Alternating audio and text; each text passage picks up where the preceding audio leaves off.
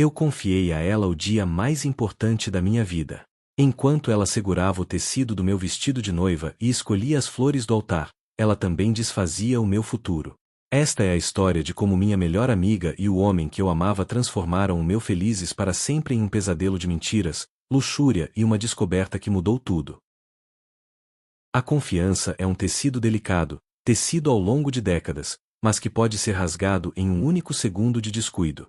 Para Clara, o mundo tinha cores vibrantes e um perfume de jasmim. Aos 34 anos, ela sentia que finalmente havia vencido no jogo da vida. Tinha uma carreira estável, um apartamento decorado com esmero e, o mais importante, estava a apenas 3 meses de caminhar até o altar para se tornar a esposa de Ricardo. Ricardo era o tipo de homem que atraía olhares em qualquer sala. Alto, com um sorriso que parecia carregar uma promessa de segurança, ele era o porto seguro de Clara. E ao lado deles, sempre presente como uma sombra luminosa, estava Beatriz. Amigas desde o jardim de infância, dividiram segredos, crises de choro e as maiores conquistas. Beatriz era a alma da festa, a mulher que sabia exatamente como acalmar a ansiedade de Clara com um abraço e uma taça de vinho. O planejamento do casamento tornou-se um projeto comum. Como Ricardo trabalhava no setor imobiliário e vivia em reuniões intermináveis, Beatriz assumiu o papel de braço direito da noiva. Elas passavam tardes inteiras escolhendo tons de papel para os convites, degustando doces finos e visitando fornecedores. Clara sentia-se afortunada. Quantas mulheres poderiam dizer que tinham o apoio integral da melhor amiga para construir o seu sonho? No entanto, o primeiro sinal de que algo estava fora do lugar não veio de um grito, mas de um silêncio. Foi em um jantar de degustação para o menu da recepção. Ricardo, geralmente atento aos detalhes técnicos, parecia distraído, os olhos fixos na tela do celular por tempo demais. Quando Beatriz chegou, atrasada e ofegante, o clima na mesa mudou. Não foi uma mudança agressiva, mas sim uma sutil alteração na frequência elétrica do ambiente. Clara notou como o perfume de Beatriz, uma fragrância intensa de sândalo e baunilha, pareceu preencher o espaço de forma quase possessiva. Ao se sentar, Beatriz tocou levemente o ombro de Ricardo, um gesto de familiaridade que, em qualquer outro dia, seria visto como carinho fraternal. Mas naquela noite, sob a luz âmbar do restaurante, os dedos de Beatriz demoraram um milésimo de segundo a mais na nuca de Ricardo.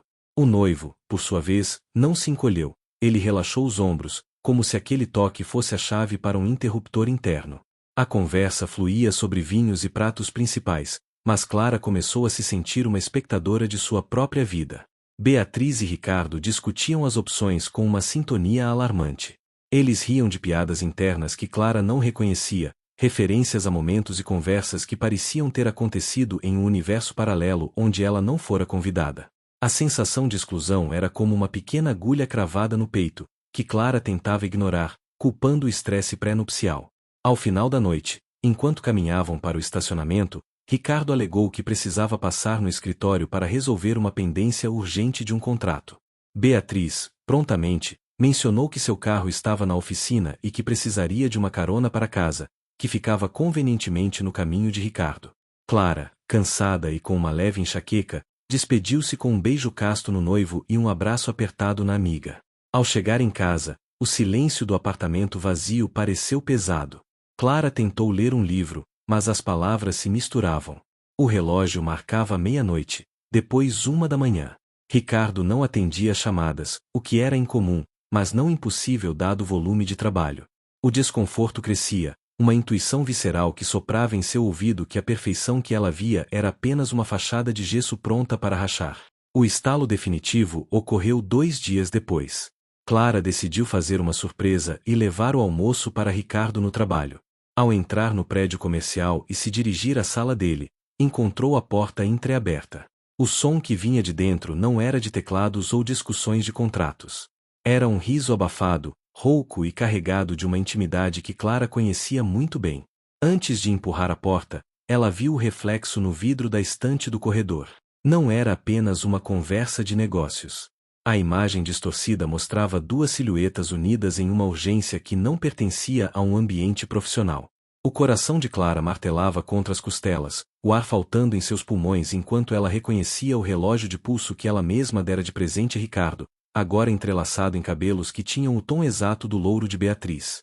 Clara recuou, cada passo pesando uma tonelada, a sacola de comida tremendo em suas mãos. Ela não confrontou, não gritou, não chorou naquele momento.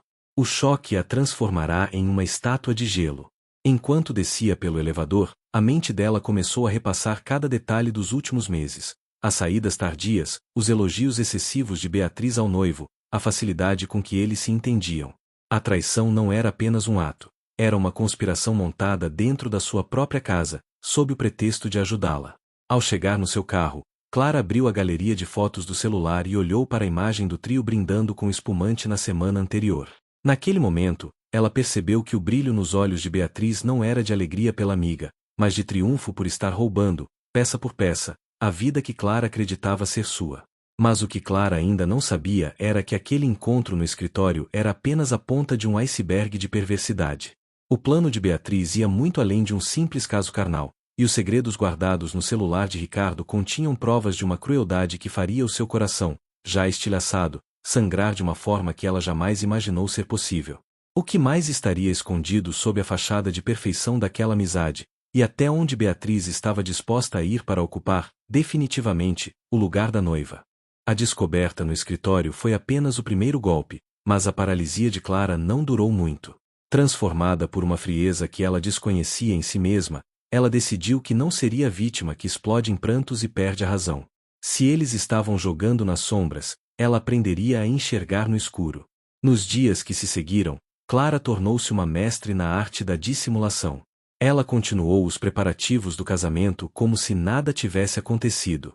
Sorria para Beatriz durante as provas do buffet e permitia que Ricardo a beijasse ao chegar em casa, embora cada toque dele deixasse uma sensação de queimadura em sua pele. Ela precisava de provas, de algo incontestável que destruísse não apenas o relacionamento, mas a máscara de santidade que ambos ostentavam. A oportunidade surgiu em uma noite de terça-feira. Ricardo, alegando um jantar com investidores estrangeiros, deixou seu tablet pessoal carregando no escritório da casa. Ele sempre foi cuidadoso com o celular, mas o tablet era um dispositivo de uso doméstico que ele acreditava estar limpo. Clara, com as mãos trêmulas e o coração disparado, sentou-se na penumbra e começou a vasculhar as pastas de arquivos ocultos. O que ela encontrou não foram apenas mensagens trocadas, foi um inventário de humilhação. Havia uma pasta protegida por senha à data de aniversário de Beatriz, descobriu Clara após 3 tentativas. Dentro dela, centenas de fotos e vídeos que narravam um romance paralelo de quase 2 anos. A traição não era recente, ela existia antes mesmo do pedido de casamento. Clara assistiu, com o estômago revirado, a vídeos de Ricardo e Beatriz em motéis de luxo, rindo da ingenuidade de Clara. Em um dos vídeos, gravado no dia em que Clara escolheu o seu vestido de noiva, Beatriz aparecia usando apenas a lingerie que comprará para ser a madrinha, enquanto Ricardo filmava e dizia, entre risos obscenos, que mal podia esperar para tê-la na noite de núpcias, enquanto a esposa oficial estivesse dormindo. A crueldade era técnica e detalhada. Beatriz não queria apenas o homem, ela sentia um prazer doentio em usurpar a identidade de Clara. Nas mensagens de texto, Beatriz dava instruções a Ricardo sobre como agir para não levantar suspeitas. Dê flores a ela hoje, ela está desconfiada, ou diga que o contrato atrasou para virmos ao nosso ninho. Mas o golpe mais profundo veio em um áudio enviado por Beatriz na semana anterior. Com uma voz carregada de veneno e satisfação, ela dizia: "O melhor de tudo, meu amor, é que ela está pagando por cada detalhe da nossa luxúria. O dinheiro que ela acha que está indo para o buffet está vindo direto para a conta que abrimos juntos. Ela é o nosso melhor investimento." Clara sentiu o chão desaparecer. Além da traição física e emocional, havia um desfalque financeiro. Ricardo, que gerenciava as contas conjuntas do casamento, estava desviando valores altíssimos para Beatriz. O salão de beleza moderno que Beatriz havia inaugurado recentemente e que Clara tanto celebrara como uma conquista da amiga fora construído com o dinheiro das economias de uma vida inteira de Clara. Cada espelho, cada cadeira de couro, cada lustre daquele salão tinha o suor e os sonhos de Clara, roubados por quem ela chamava de irmã. A raiva, agora, era um incêndio incontrolável dentro dela.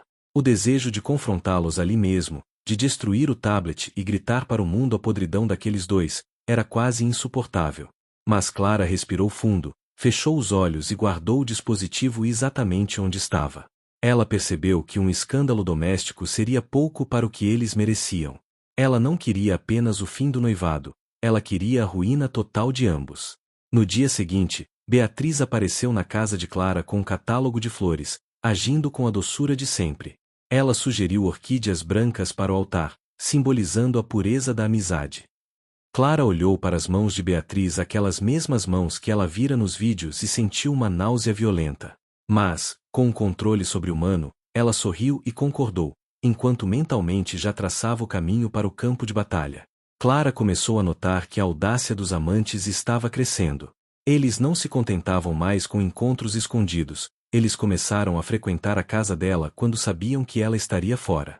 Através de uma câmera oculta que instalou em um urso de pelúcia na estante da sala, Clara assistiu, em tempo real no seu trabalho, Beatriz e Ricardo se entregando a atos explícitos no sofá onde ela costumava assistir filmes com o noivo. A falta de respeito era total, e as palavras que trocavam sobre Clara eram repletas de xingamentos e deboches sobre sua aparência e sua dedicação ao lar. A protagonista percebeu que a vingança precisava ser tão pública quanto o sonho que eles estavam destruindo. Ela não cancelaria o casamento. Ela deixaria que a engrenagem continuasse girando, permitindo que eles se sentissem cada vez mais seguros na sua própria sordidez. Ela os deixaria acreditar que tinham vencido, até o momento em que a queda fosse inevitável e fatal para a reputação de ambos. Contudo, ao investigar as transações bancárias de Ricardo, Clara descobriu algo ainda mais sombrio.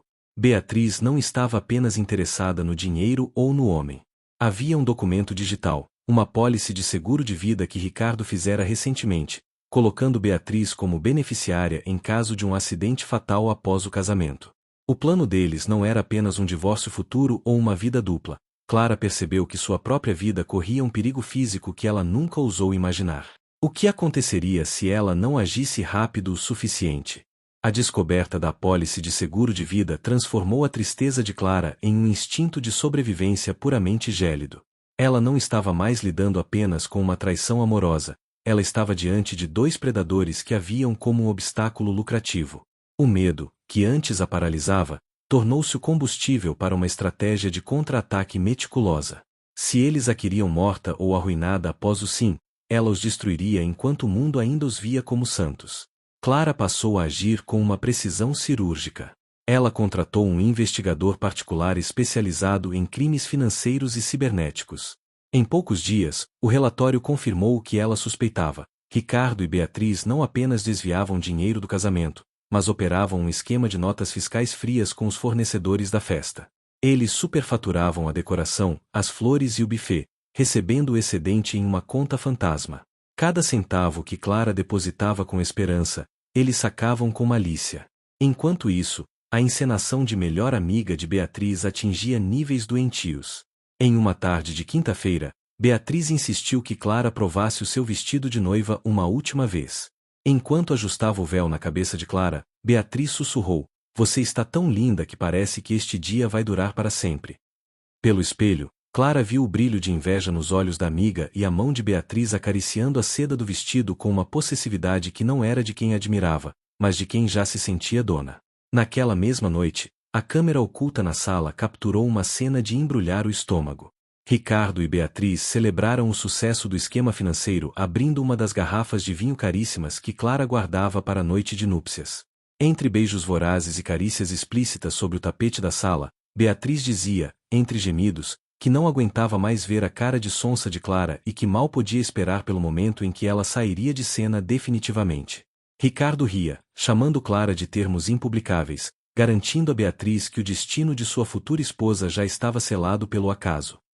Clara assistia a tudo do seu esconderijo, as unhas cravadas na palma da mão até sangrar. A vulgaridade deles e a forma como tratavam a vida dela como um descarte descartável despertaram uma fúria que ela nunca soube que possuía. Ela começou a reunir cada vídeo, cada áudio, cada prova bancária e cada conversa obscena. Ela criou um dossiê digital intitulado O Presente de Casamento. Para garantir que não seria vítima de um acidente antes da hora, Clara tomou medidas silenciosas. Mudou os beneficiários de seus seguros reais, transferiu suas aplicações pessoais para uma conta que só sua mãe tinha acesso e instalou rastreadores em seu carro e celular, conectados diretamente ao escritório de seu advogado. Ela se tornou um alvo em movimento, vigiando seus próprios passos enquanto fingia ser a noiva distraída e ansiosa. O casamento estava a apenas 2 semanas de distância. O convite para o chá de panela, organizado por Beatriz, chegou aos convidados. Beatriz fazia questão de postar fotos nas redes sociais exaltando a amizade das duas, escrevendo legendas sobre lealdade e amor verdadeiro. Nos bastidores, porém, ela e Ricardo já discutiam como iriam gastar o prêmio do seguro de vida de Clara em uma viagem para as Maldivas, logo após o funeral trágico. Em uma dessas discussões gravadas, Clara ouviu o detalhe que faltava. O plano de Ricardo envolvia manipular os freios do carro de Clara durante a viagem de lua de mel para uma pousada isolada na serra. O sangue de Clara gelou, mas ela não recuou. Em vez de fugir, ela decidiu acelerar o próprio cronograma. Ela não esperaria a lua de mel. O palco da sua vingança seria o altar, diante de todos os familiares, amigos e parceiros de negócios que Ricardo tanto prezava. Clara marcou uma reunião secreta com o pai de Ricardo, um homem de princípios rígidos que financiava parte das ambições do filho. Sem dizer uma palavra, ela apenas entregou a ele um envelope com as fotos da traição e os comprovantes dos desvios financeiros. O silêncio do homem ao ver a depravação do próprio filho e da mulher que frequentava os almoços de domingo foi o sinal de que Clara precisava. Ela tinha aliados agora, mesmo que eles estivessem em choque. No último ensaio do casamento, Beatriz teve a audácia de se aproximar de Clara e dizer: "Se acontecer qualquer coisa com você, saiba que eu sempre estarei aqui para cuidar do Ricardo." Foi a frase mais honesta que Beatriz disse em anos, e Clara apenas sorriu, um sorriso que não chegava aos olhos, e respondeu: "Eu sei exatamente o que você é capaz de fazer, Beatriz. E garanto que amanhã, o mundo todo saberá também." Clara fecha o porta-malas do carro, onde guardava os dispositivos que seriam conectados ao telão da festa de casamento. O plano estava pronto. A armadilha estava armada. Mas um telefonema anônimo na véspera do grande dia revelou que Beatriz tinha um trunfo final. Ela estava grávida, e planejava anunciar a gestação no meio da cerimônia para forçar Ricardo a abandonar Clara no altar. Seria Clara capaz de manter o sangue frio diante da notícia de que sua traidora carregava um filho do seu noivo, ou o plano de vingança desmoronaria diante dessa nova e chocante realidade? A notícia da gravidez de Beatriz caiu sobre Clara como uma granada de fragmentação. Por um breve momento, o gelo que envolvia seu coração rachou, dando lugar a uma dor visceral, quase primitiva. A ideia de que o fruto daquela traição sórdida já ganhava vida enquanto ela planejava sua festa de casamento era um requinte de crueldade que nem mesmo o mais sádico dos vilões poderia conceber. Mas o desespero durou pouco. Clara olhou-se no espelho, as mãos espalmadas sobre a barriga vazia, e sentiu uma clareza absoluta. Se aquela criança existia, ela era apenas mais um peão no jogo perverso de Beatriz. Clara não mudou uma vírgula no seu plano. Pelo contrário, a gravidez de Beatriz deu a ela certeza de que a destruição precisava ser total. Ela sabia que Beatriz pretendia usar a criança para dar o golpe final de humilhação, interrompendo os votos para anunciar que Ricardo seria pai. Era um movimento desesperado de quem queria o troféu, não apenas o homem. Mas Clara tinha o controle técnico da cerimônia. A manhã do casamento chegou com um céu cinzento, carregado, combinando perfeitamente com o estado de espírito da noiva. Enquanto a equipe de maquiagem trabalhava em seu rosto, Clara permanecia em silêncio absoluto. Beatriz entrou na suíte nupcial exalando uma falsa euforia, vestida com seu traje de madrinha, um vestido decotado que parecia gritar por atenção. Ela se aproximou de Clara, fingindo retocar o batom da amiga, e sussurrou: "Hoje será um dia inesquecível, Clara. Você não faz ideia do quanto a sua vida vai mudar em poucas horas." O tom de Beatriz era de um deboche mal contido. Ela acreditava piamente que tinha o controle da narrativa. O que ela não sabia era que Clara já havia trocado o pendrive que continha a tradicional retrospectiva do casal por um arquivo que o investigador particular terminara de editar naquela madrugada. A cerimônia começou. A igreja estava lotada. Ricardo esperava no altar, com uma postura impecável, embora Clara notasse o suor frio escorrendo por suas têmporas. Quando a marcha nupcial ecoou, Clara caminhou com uma elegância que escondia a náusea. Ao chegar ao lado de Ricardo, ele pegou sua mão e, por um instante, o contato físico foi tão repulsivo que Clara quase recuou. Beatriz estava logo atrás, como madrinha de honra, ostentando um sorriso vitorioso que desafiava a própria gravidade. No momento em que o celebrante iniciou o rito, o telão lateral, que deveria exibir fotos românticas de infância e namoro, foi ligado.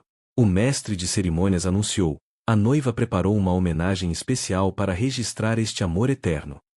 O silêncio na igreja foi substituído por um murmúrio confuso quando a primeira imagem apareceu.